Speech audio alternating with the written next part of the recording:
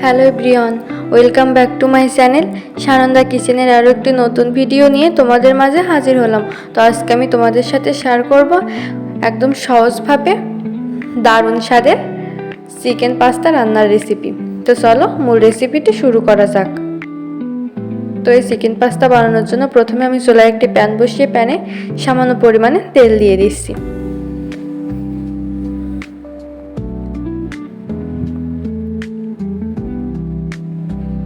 এবার তেলটা ভালোভাবে গরম হয়ে গেলে আমি এখানে দিয়ে দিচ্ছি একদম ছোট ছোট কুচি কুচি করে কেটে রাখা চিকেনের পিস।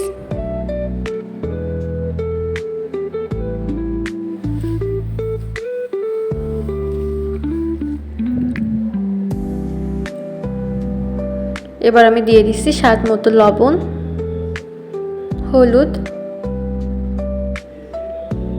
শুকনো লঙ্কার গুঁড়ো, জিরের গুঁড়ো, মাংসের মশলা।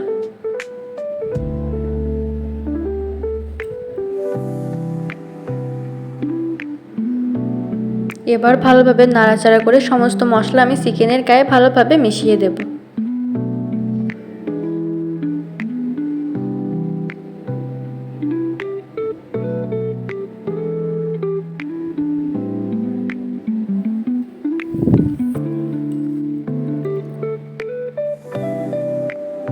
তারপর একটা ঢাকনা দিয়ে ঢেকে প্রায় 7 থেকে 8 মিনিট মতো এটা রান্না করে নেব। মাংসের ভিতরে জল দেওয়ার কোনো প্রয়োজন নেই, কারণ মুরগির মাংস খুব তাড়াতাড়ি সিদ্ধ হয়ে যায়।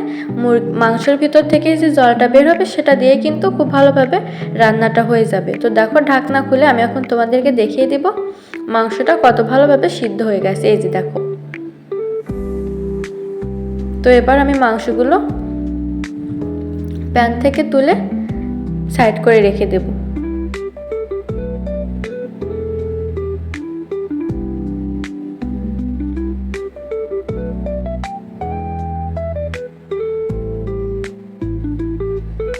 তারপরে প্যানের ভিতরে আমি আরো কিছুটা পরিমাণে তেল অ্যাড করে দেব। বেশি দেওয়ার দরকার নেই, সামান্য পরিমাণে দিলেই হবে।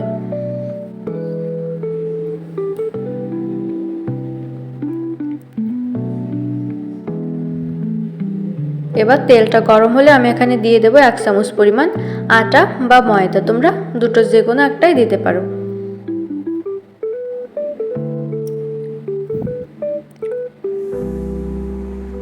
তারপরে আটাটা আমি ভালোভাবে নেড়ে নেড়ে তেলের সঙ্গে মিশিয়ে দেব।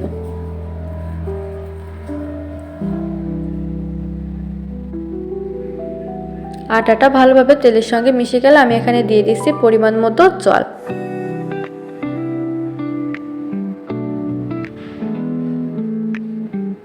তারপরে দিয়ে দিচ্ছি 3 চামচ পরিমাণ গুঁড়া দুধ। আপনারা চাইলে কিন্তু এখানে জল এবং গুঁড়া দুধের পরিবর্তে লিকুইড দুধও ইউজ করতে পারেন। তবে যদি বাসায় লিকুইড দুধ না থাকে তবে আমার মতো এইভাবে করেও রান্না করতে পারেন। এবার গুঁড়া দুধটা নেড়ে নেড়ে ভালোভাবে জলের সাথে মিশিয়ে দুধে বলক আসা পর্যন্ত ওয়েট করব। তারপর দুধে বলক চলে আসলে আমি এখানে দিয়ে দিচ্ছি স্বাদ মতো শুকনো লঙ্কার গুঁড়ো, দিয়ে দিচ্ছি সামান্য পরিমাণে লবণ আর স্বাদ মতো চিনি। এই 3টি উপকরণই কিন্তু আপনারা আপনাদের স্বাদ মতো দেবেন, যে যেমন খেতে পছন্দ করেন তেমন দেবেন।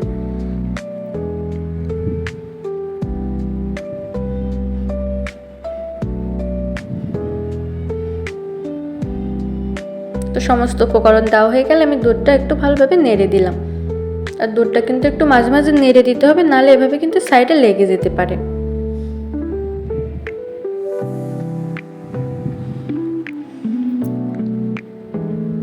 তো দুধটা কিন্তু ফুটে আগের থেকে অনেকাংশে ঘন হয়ে আসছে। এবার আমি এখানে দিয়ে দিচ্ছি আগে থেকে সিদ্ধ করে জল ঝরিয়ে রাখা পাস্তা।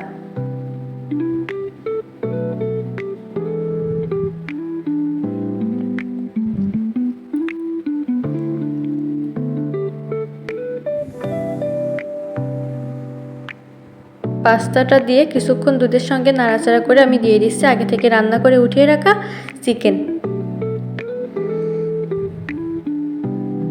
চিকেনটা দিয়ে আমি আবারও খুব ভালোভাবে সমস্ত কিছু নাড়াচাড়া করে মিশিয়ে নিলাম।